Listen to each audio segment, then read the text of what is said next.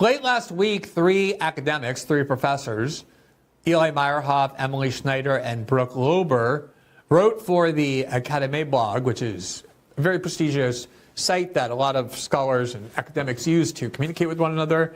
And they published a pretty stinging rebuke of the now common narrative that anti-Semitism is rampant on college campuses. It's actually become a crisis and an epidemic in the United States as never seen before. And two of them joined us tonight to discuss their findings, their concerns with that narrative. And that's the narrative being espoused by officials of the Trump administration, previously of the Obama administration, to justify a whole range of erosions and attacks on core liberties inside the United States, including academic freedom, free speech, the right to study on a visa or have a green card and express whatever views you have against whatever foreign country, all of which is being eroded. And it depends upon this narrative that there's an anti-Semitism crisis consuming American colleges. Professor Meyerhoff is the program coordinator at Duke University's John Hope Franklin Humanities Institute.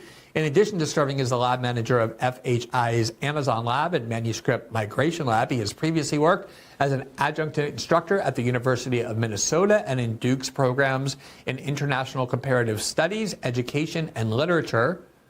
Professor Schneider, Emily Schneider, is an assistant professor in the Department of Criminology and Criminal Justice at Northern Arizona University. She received her PhD in sociology from the University of California at Santa Barbara, where she completed her dissertation on Jewish tourism to Israel and Palestine in 2019. She has published extensively about travel and criminality in Israel. Both of them, all three of them actually, are Jewish and wrote from that perspective about anti-Semitism on campus and whether this narrative of an epidemic or an explosion of anti-Semitism has any basis in reality, and neither of them do. We are really excited to welcome each of two of them to our show. Professor, good evening. It's great to see you. Good to see you. Yeah. All right. So I really want to encourage as many people as possible to read what it is that the three of you publish, because it's so relevant to so many debates that are now dependent upon this narrative. And I think very enlightening of a perspective that's very rarely heard.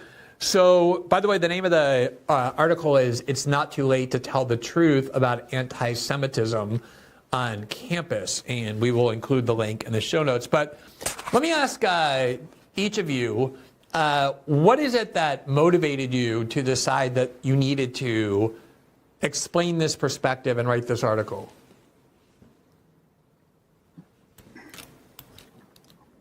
You can start, Professor Schneider, and then Professor Meyerhoff will go to you, just to arbitrarily create a sequence. Sure. Yeah, I mean, the impetus for writing this article was essentially things that you've already laid out, watching kind of this explosion of smears take place across our college campuses to basically conflate criticism of Israel with anti-Semitism. And so we felt that it was important to be a specifically Jewish voice of academics that could come out and stop trying to provide this overly complicated response to these accusations, and instead to basically say that these are a tool, right, of the current political administration, of earlier administrations as well, and that we no longer need to give validity to these arguments. It's time to call it what it is, which is a lie, a tool of manipulation that's meant to promote a particular political agenda. Professor Meyerhoff, you want to weigh in on that? Yes. Like, what was your impetus for wanting to talk about this?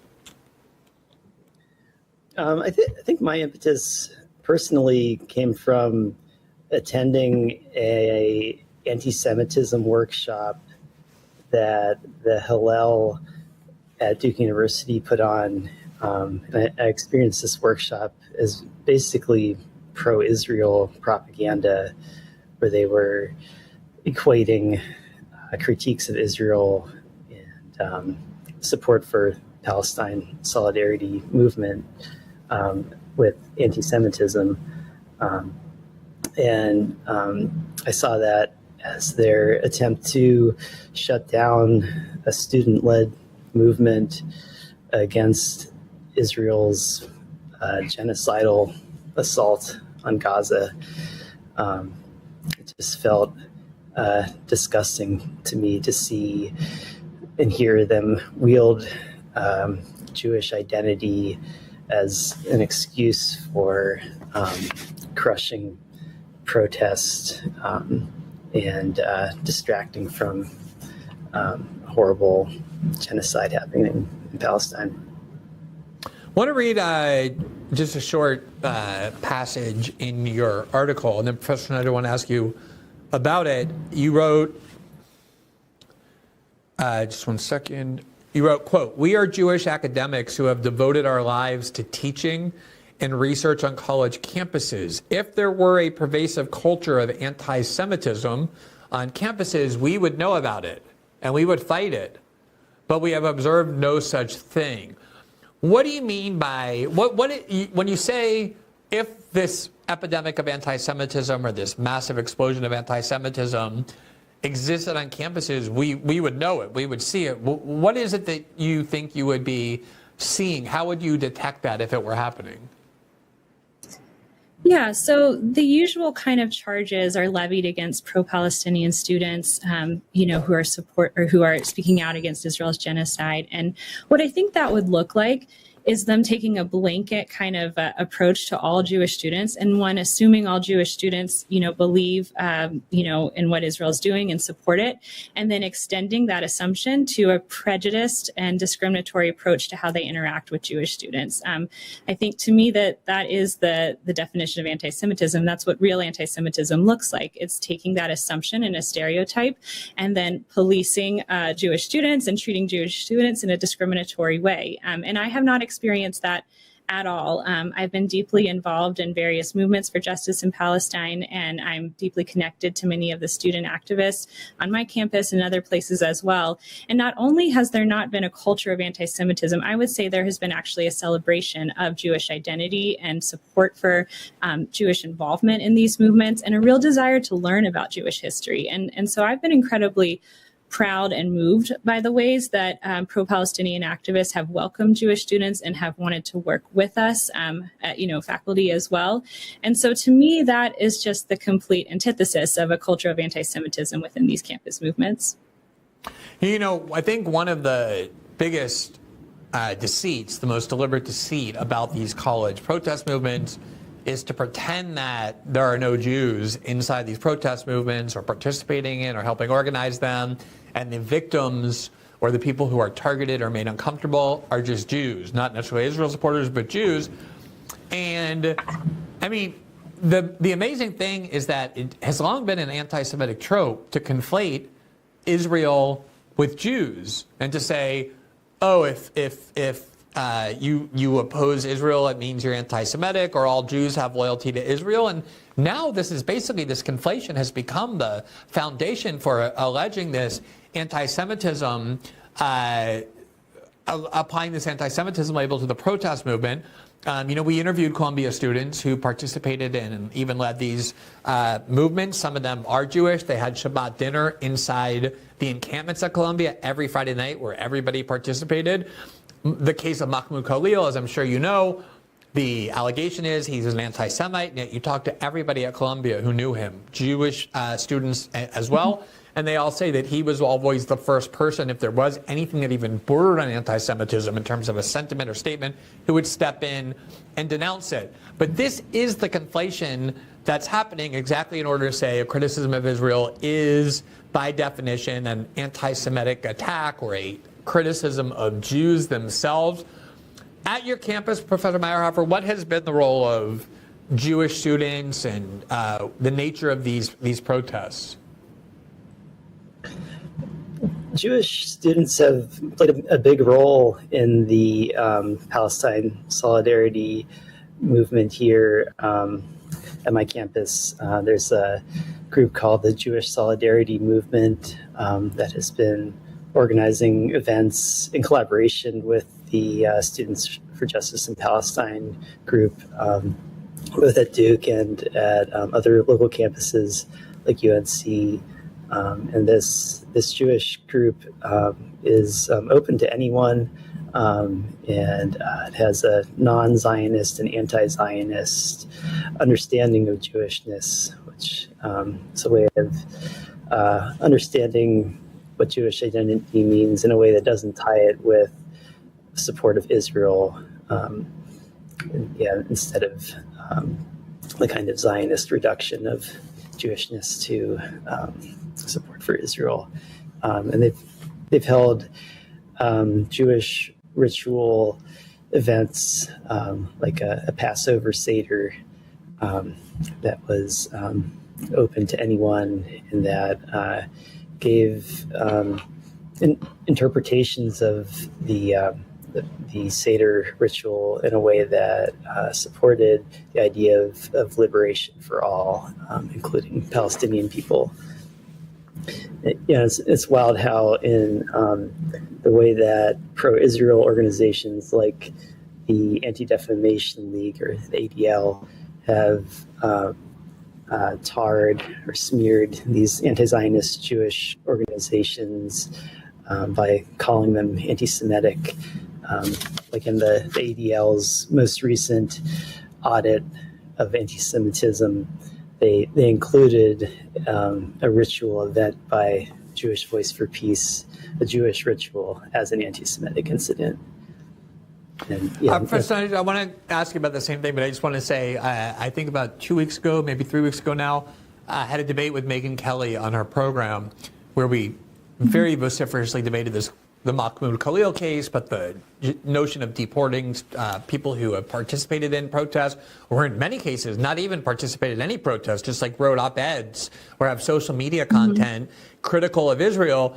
And when I brought up and continued to bring up this fact that is almost never mentioned, that there are a ton of Jewish students inside these protests, that we've interviewed them at Columbia, they're all over the place, she said, oh yeah, those are the Jewish Voices for Peace. Those are the Jews who don't support Israel, so they don't really count. Meaning, like, the only real Jews are ones who support Israel. And there is like a latent anti-Semitism in that. To me, I'm not accusing her specifically of that, but this conflation, like I said, used to be one of the most toxic anti-Semitic tropes. And ironically, this expanded hate speech definition of anti-Semitism that Trump is now demanding be adopted on college campuses, this IHRA definition, includes as one of its examples holding Jewish people in general responsible for what Israel does. That's considered formally to be anti-Semitism, even though in so many ways it's become the foundation of this narrative that you wrote this article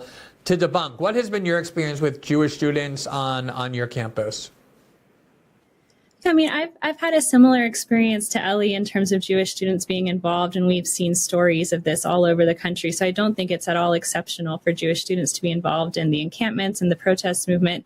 I think what's even more important, though, is to know that there's a long history of this. And I'll give a shout out to Jeff Levin's book, Our Palestine Question, which is a book that chronicles the history of Jewish Americans' relationship to Israel. And so the Jewish American relationship to Israel has changed drastically throughout the course of Israel's existence. And what's so interesting and like you imply, slightly anti-Semitic, is to act as if, you know, the Jewish connection, Jewish American connection to Israel is non-negotiable and is ahistorical. It's something that's changed over time. And I mean, going back even further, like to the early years of Zionism, Jews have always opposed Zionism. Zionism was relatively unpopular in its early years among Jews for this reason, that they didn't want to be conflated, right, with a nation state. And so there's nothing anti-Semitic in essentially being a normal Jewish person who might have political positions that differ from the state of Israel. And it's that conflation itself that I find so dangerous and threatening to the Jewish people. Let me ask you both, and you can consider this sort of devil's advocacy, but there's a part of me that also does actually believe it, which is there has been similar narratives on college campuses that have largely come from the left about other groups. There's a racism epidemic. There's an epidemic against Latinos, against immigrants, against Muslims, against trans people. And as a result of this epidemic of bigotry, or the systemic bigotry on college campuses, we need protections for those groups, including kind of curbing the outer limits of hate speech that might make those groups feel uncomfortable or unsafe. And my concern with it had always been, and I think we're seeing it now, but that's what I want to ask you, is that this is now the framework that a lot of people who mock those narratives are now embracing in order to justify all the controls that they want and the powers they want to impose, including censorship on campuses, the elimination of academic freedom, the requirement that you cleanse or purge a lot of Israel critics from faculty. Do you think there's any kind of unintended connection between what had been this left-wing narrative about various minority groups and the solutions required on college campuses and what we're seeing now? Yeah, I mean, what I see happening is I feel like progressives made a mistake in many ways of relying on these institutions and relying on the law and censorship to promote their ideology. And so I think that ultimately that didn't work. We can see how quickly DEI has been rolled back and how all of these different kind of safeguards we had and mechanisms to promote racial equality on college campuses just got wiped away as soon as it threatened, the budget of these campuses. And so I think that what we're seeing now is that the left thought that they could maybe rely on these institutions to protect them, but that didn't actually work out. And I think Jews are making the same mistake in many ways, thinking that these institutions that are really just beholden to power in many ways are going to provide safeguards against racial oppression and discrimination. And ultimately, the only thing that can keep us safe is solidarity and is working together as people who are, equally implicated in these systems to fight back against various forms of oppressive powers. Yeah, I think that's very well said. Professor Meyerhofer, what's your view on that question? Yeah, I think you could see the kind of liberal incorporation of the radical leftist demands of social movements from the 60s as part of the source of where groups like the ADL are getting their language for talking about anti-Semitism in the way that they do now. There's really an overlap. I think, looking back at the history of those movements from the 60s and 70s, late 60s, when there's kind of transnational grassroots movement on U.S. college campuses that was making connections between kind of racism that they were experiencing in the U.S. with the racism and other forms of oppression that anti-colonial movements were experiencing and fighting against around the world. Those kinds of transnational social movement connections were seen as a real threat by the U.S. government and by the Israeli government and pro-Israel organizations, because these groups were drawing connections between the kind of structural, institutional forms of violence, structural racism, settler colonialism that oppressed peoples were experiencing in the U.S. And that oppressed peoples, the Palestinian peoples, were experiencing in Israel by the Israeli government.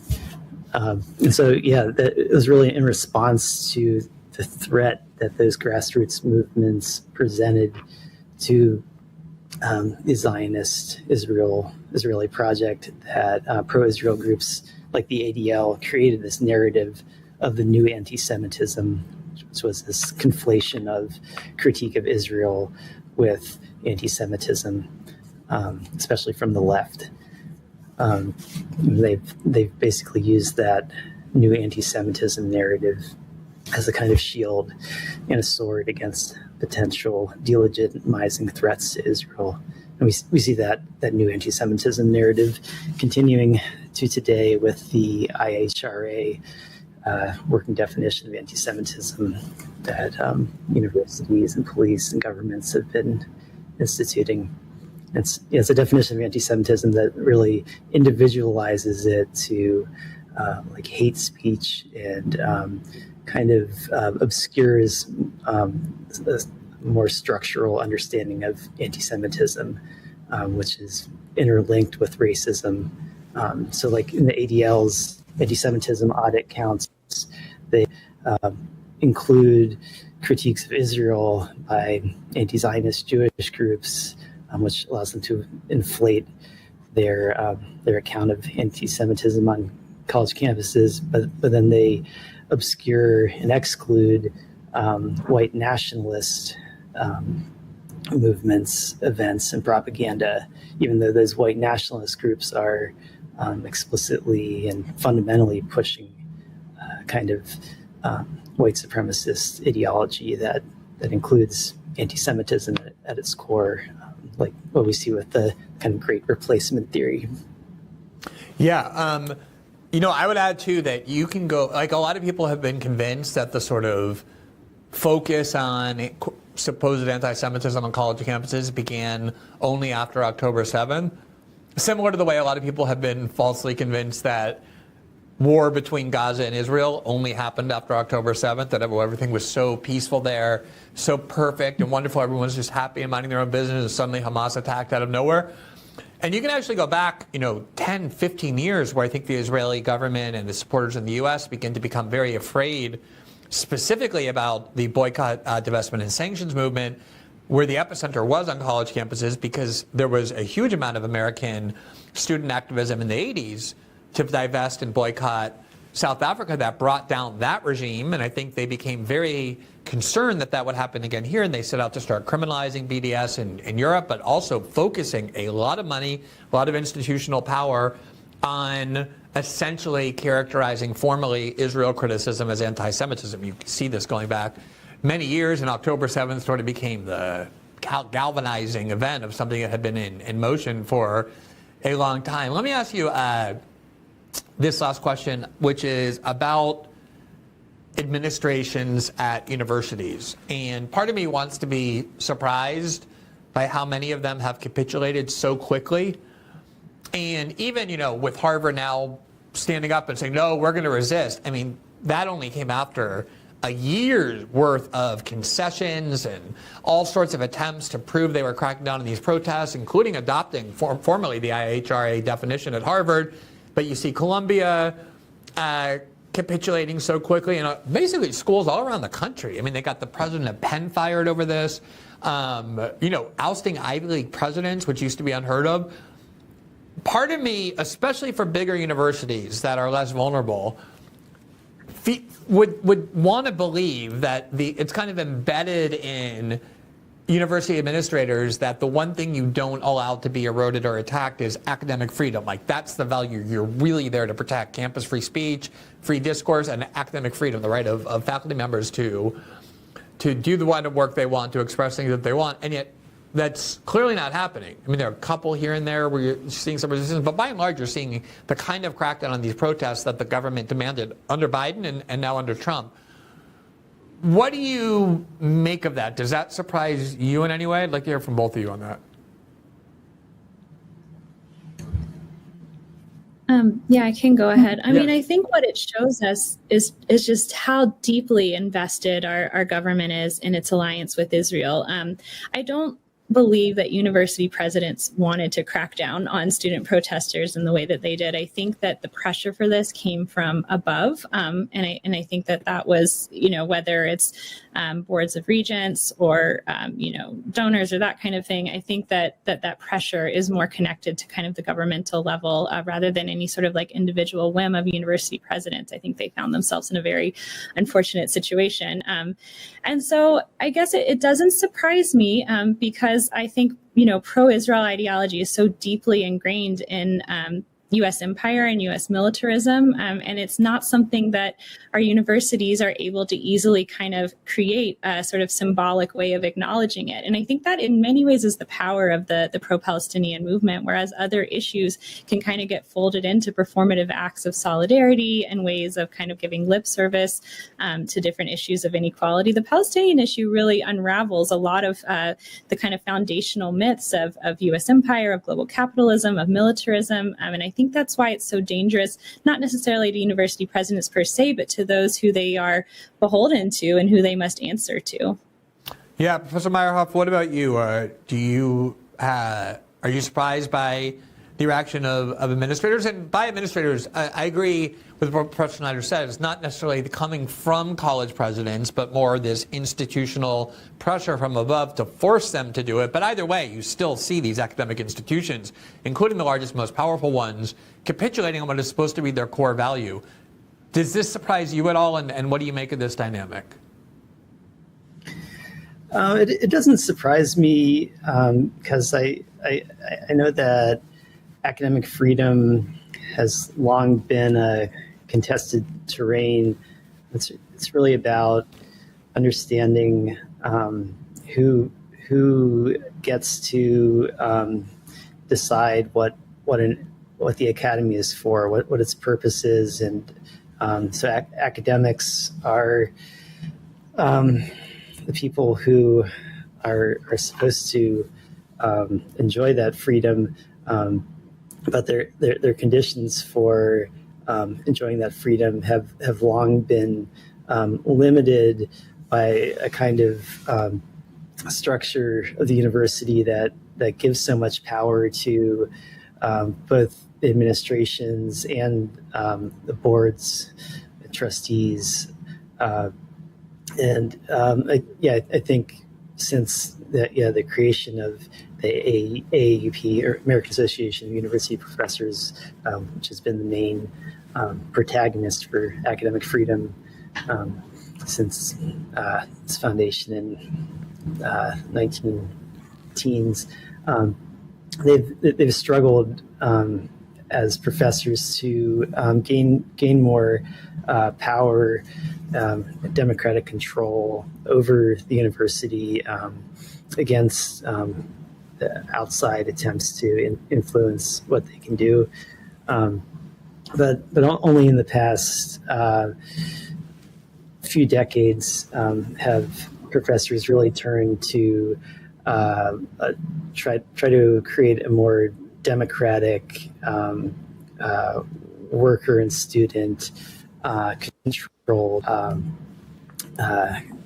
academy where not administrators and boards and trustees, but instead faculty and students themselves could have more control over what they get to teach and learn and think and ask questions about. I think there's long been this kind of backdoor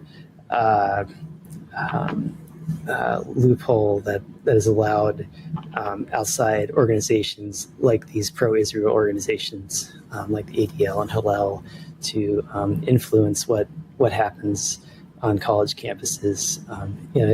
But I think today we are seeing movements of faculty and students led by student groups and faculty groups like the AAUP pushing for more democratic control over their universities, seeing students and faculty as the people who should get to say what the limits of thinking, of knowledge production are, and not allowing outside organizations like the ADL to say what you can and cannot think, and what you can and cannot ask critical questions about. Well, I want to congratulate both of you for publishing this article. I know no matter who you are, it is not easy to debunk so explicitly a narrative that has become among the most sacrosanct and orthodox in our country, one that's being weaponized in a lot of different ways, and therefore is very valuable to people. But I think the way you did it was great. The fact that you did it was very commendable as well. Glad to see that coming from academia, and I also really appreciate your taking the time to come on our show and talk about it as well. Thanks very much. Thank you for having us. Thank you. Okay, have a good evening. Bye-bye. Free speech is under attack, but Rumble, in particular, refuses to back down. They've always believed in empowering voices, no matter how unpopular. And now Rumble is taking that fight to the next level, and major advertisers conspired to pull their dollars. Even brands like Dunkin' Donuts turned their backs, claiming Rumble had a, quote, right-wing culture. But we're not here to fit a mold. We're here to defend free expression. You have people of all ideologies on this platform. because the platform is devoted not to the promotion of an ideology, but to the preservation of free speech online. And to strengthen this mission, we're excited to offer Rumble Premium, a completely ad-free experience with exclusive benefits for your viewers and creators. You'll find exclusive content from creators like Jimmy Dore and Timcast and the Mug Club with Crowder. It's more than a subscription. It's a stand for free speech. Your voice really matters. Join Rumble Premium for a very limited time. You can get $20 off an annual plan using the promo code Rumble Live. Visit rumble.com/premium and claim your special sale discount today. Together we can turn the tide. Whether you join Rumble Premium or simply keep watching these shows, your support really does help keep online free speech alive. Thanks for watching this clip from System Update, our live show that airs every Monday through Friday at 7 p.m. Eastern exclusively on Rumble. You can catch the full nightly shows live or view the backlog of episodes for free on our Rumble page. You can also find full episodes the morning after they air across all major podcasting platforms, including Spotify and Apple. All the information you need is linked below. We hope to see you there.